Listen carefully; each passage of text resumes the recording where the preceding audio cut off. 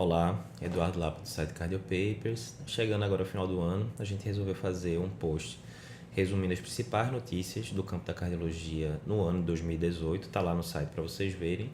E aqui a gente vai botar o resumo do resumo, né? Algumas das notícias realmente relevantes que quem não teve tempo de ler o texto, pelo menos pode ver aqui rapidamente no vídeo. Então, primeiro, a gente teve uma série de estudos publicados esse ano em relação à aspirina em prevenção primária, tanto em população em geral quanto na população diabética. Resumindo, sem grandes benefícios. Na população em geral não trouxe benefício de redução de isquemia e na população diabética, que é uma população de risco maior, teve benefício, diminuiu um pouquinho a isquemia, mas ficou ali no 0 a 0 porque o que aumentou, diminuiu de isquemia, aumentou de sangramento. Então isso é importante porque cada vez mais na prática diária de consultório a gente vem prescrevendo menos aspirina profilática. Na época que eu era residente, a gente usava muito, tinha guideline inclusive da Associação Americana de Diabetes, que paciente diabético acima de 40 anos, aspirina prevenção primária. Depois subiu o ponto de corte para 50 anos, então você pegava qualquer diabético acima de 50 anos, tacava um Szão 100 mg por dia. Então, cada vez mais os estudos mostram que não tem evidência para isso e acontece exatamente isso que aconteceu no estudo dos diabéticos. Você consegue diminuir um pouquinho o risco de isquemia, mas aumenta o risco de sangramento, fica ali no 6 por meia dúzia. Segundo trabalho importante foi o do Tafamidis na amiloidose. Pô, Eduardo, amiloidose, doença rara danada. Na verdade, não. A amiloidose cardíaca não é tão raro quanto a gente achava antes. O fato é que não se dava o diagnóstico. Então, tem muito idoso aí com aquela IC de fração de ejeção preservada, que o pessoal acha que é por hipertensão, mas aquela hipertensão meia boca que não justifica muita coisa, que se for investigar direitinho, na verdade é amiloidose senil, né, por transferretina, outros tipos. Então, a grande questão é que a amiloidose cardíaca, uma vez sintomática, ela tem uma mortalidade altíssima. Então, esse estudo que usou essa medicação nova, o Tafamidis, mostrou uma diminuição relevante da mortalidade nesse grupo de pacientes.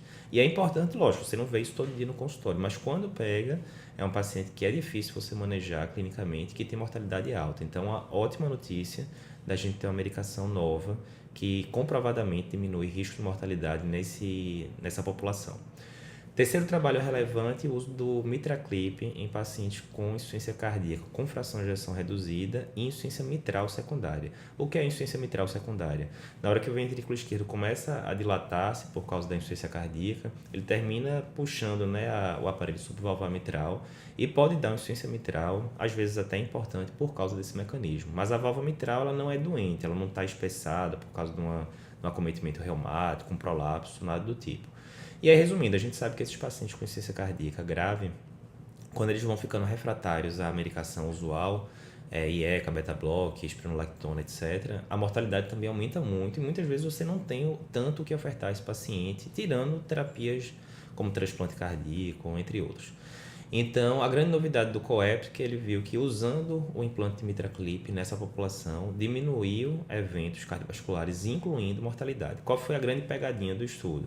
Tinha um estudo publicado semanas antes, que foi o MITRI-4, que não mostrou benefício da mesma terapêutica em uma população razoavelmente similar. Tinha algumas diferenças, mas era razoavelmente similar. E aí, por isso que não bateu, não cravou o prego no caixão, como a gente diz, que o Mitraclip é de fato a esperança da nação. Enfim, tem um estudo positivo, outro estudo negativo. Para a nossa sorte, vai ter um terceiro estudo que deve ser publicado agora em 2019, que vai ajudar a tirar as dúvidas, mas ainda assim um estudo bastante relevante que é interessante você ver o resumo lá no nosso site. Outra notícia importante em relação à liberação de implante de Amplatzer no SUS para fechamento de CIA, né? Então a gente sabe que a CIA, o tipo mais comum é a CIA osteosecundo, que pode ser fechada por um device percutâneo muito mais simples do que fazer cirurgia cardíaca. Tem alguns requerimentos técnicos, tem que ter uma borda maior do que 5 milímetros, enfim, tem algumas partes técnicas, mas via de regra você consegue fechar CIA osteosecundo com tranquilidade por via percutânea. O problema é que no SUS, até agora a gente não tinha essa alternativa, então muitas vezes indicava a cirurgia, principalmente em criança, quando a gente sabe que tem uma alternativa menos invasiva a ser usada.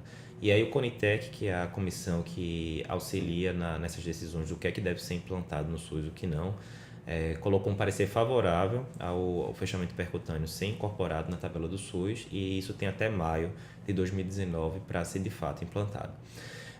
E por fim, uma outra evidência interessante que apareceu esse ano foi a publicação do estudo Odyssey Outcomes, que a gente resumiu meses atrás aqui no site. Então, o Odyssey viu o uso do alirocumab em pacientes pós-síndrome coronariana aguda e que tinham LDL fora da meta, acima de 70, apesar de usar estatina dose alta. E a importância desse estudo foi que mostrou diminuição de evento e diminuição de mortalidade, inclusive, nesse grupo de pacientes.